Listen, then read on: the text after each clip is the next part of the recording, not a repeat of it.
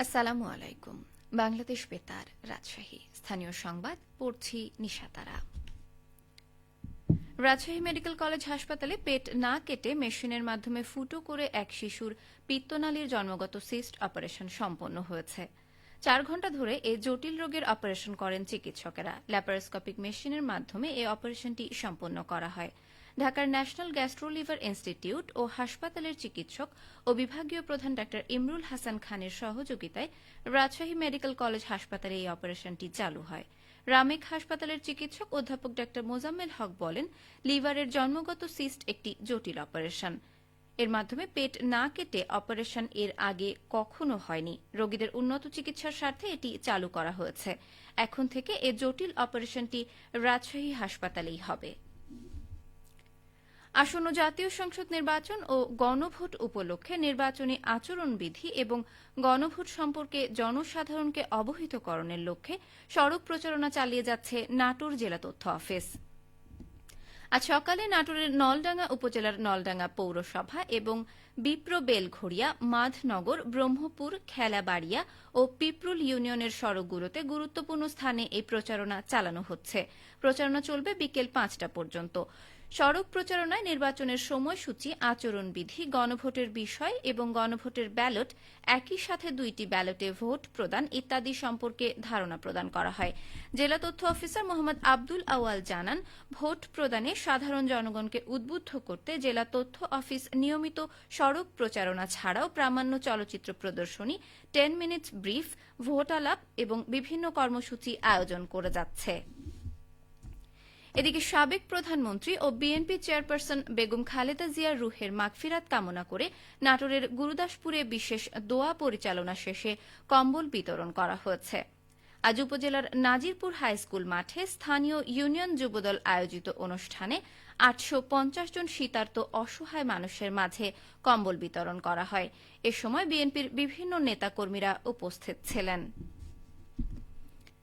প্রযুক্তি নির্ভর যুবশক্তির বহুপাক্ষিক অংশীদারিত্বে অগ্রগতি, এই প্রতিপাদ্য বিষয়কে সামনে রেখে নওগাঁর রানীনগরে প্রথমবারের মতো ভ্রাম্যমাণ ভ্যানে কম্পিউটার প্রশিক্ষণ শুরু হয়েছে।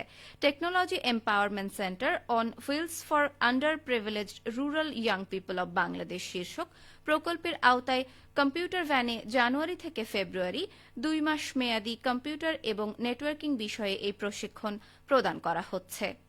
বিশেষ এই প্রশিক্ষণ কার্যক্রম শুরুর পর থেকে প্রশিক্ষণার্থীদের মধ্যে ব্যাপক আনন্দ এবং আগ্রহ লক্ষ্য করা যাচ্ছে। সিরাজগঞ্জের রায়গঞ্জে ভেজাল কীটনাশক মজুদের অভিযোগে এক কৃষি উপকরণ বিক্রয় প্রতিষ্ঠানের মালিককে 30,000 টাকা জরিমানা করা হয়েছে। গতকাল রায়গঞ্জ পৌরসভার ধানগড়া পল্লী বিদ্যুৎ এলাকায় অবস্থিত মেসার্স আকন্দ বীজ ট্রেডার্সকে এই জরিমানা করা হয়। রায়গঞ্জ উপজেলা সহকারী কমিশনার ভূমি ও নির্বাহী ম্যাজিস্ট্রেট মোহাম্মদ মাসুদ রানার নেতৃত্বে পরিচালিত অভিযানে মজুদ থাকা 40 প্যাকেট ভেজাল কীটনাশক জব্দ করে তাৎক্ষণিকভাবে বিনষ্ট করা হয়। একই সঙ্গে সার ব্যবস্থাপনা আইন 2006 অনুযায়ী দোকান মালিককে এই জরিমানা করা হয়। দেশের উপর দিয়ে বয়ে যাওয়া শৈত্যপ্রবাহের কারণে উত্তরাঞ্চলের জেলাগুলোতে ঘন কুয়াশা আর মাত্রাতিরিক্ত শীতের কারণে রাজশাহীর পুঠিয়া উপজেলায় নষ্ট হয়ে যাচ্ছে ধানের বীজতলা। নানান রকম কীটনাশক ব্যবহার করেও কোনো ফল আসছে না। ঠান্ডাজনিত কারণে ধানের চারা নষ্ট হয়ে যাওয়ায় ধানের চারা সংকটের আশঙ্কায় ধান উৎপাদনের লক্ষ্যমাত্রা পূরণ নাও হতে পারে বলে ধারণা করছেন স্থানীয় কৃষকেরা। এবারের বোরো মৌসুমে উপজেলা জুড়ে প্রায় 140 হেক্টর জমিতে বীজতলা তৈরি করা হয়েছে। ঠান্ডাজনিত কারণে প্রায় সবগুলো চারাই হলুদ বর্ণের হয়ে শুকিয়ে মারা যাচ্ছে। পুঠিয়া উপজেলা কৃষি কর্মকর্তা স্মৃতি রানী বলেন, রাতে পলিথিন দিয়ে চারাগুলোকে ঢেকে রাখার পরামর্শ দেওয়া হচ্ছে কৃষকদের। সিরাজগঞ্জের শাহজাদপুরে বিস্তীর্ণ ফসলের মাঠ ছেয়ে গেছে সরিষার হলুদ ফুলের চাদরে। আর এই ফুলে ফুলে ছুটে মধু আহরণ করছেন মৌবক্সের মৌমাছিরা। শাহজাদপুর উপজেলা কৃষি অফিস সূত্রে জানা যায়, এবার উপজেলায় 16,500 হেক্টর জমিতে সরিষা আবাদ করেছে কৃষকেরা। ইতোমধ্যে ফুল ফুটেছে সরিষার জমিতে, আর এই ফুলে ফুলে ছুটে মধু আহরণ করছে মৌমাছিরা। এই মৌসুমে উপজেলাটিতে বিভিন্ন প্রান্তে 18 জন মৌ খামারি 2,000 মৌবক্স স্থাপন করেছে। এই সমস্ত মৌবক্স থেকে মধু আহরণের লক্ষ্যমাত্রা ধরা হয়েছে 27,000 কেজি, যার বাজার মূল্য প্রায় ৮১ লক্ষ টাকা। আবহাওয়া অনুকূলে থাকায় ও পর্যাপ্ত ফুল ফোটায় ইতোমধ্যে প্রায় ৯,০০০ কেজি মধু আহরণ করা হয়েছে। সবশেষে আবহাওয়া। আজ দুপুর ২টায় রাজশাহীতে তাপমাত্রা ছিল ২২.৪ ডিগ্রি সেলসিয়াস। এ সময় বাতাসে আপেক্ষিক আর্দ্রতার পরিমাণ ছিল ৪২%। রাজশাহী ও পার্শ্ববর্তী এলাকায় আজ সূর্যাস্ত সন্ধে ৫টা বেজে ৩১ মিনিটে।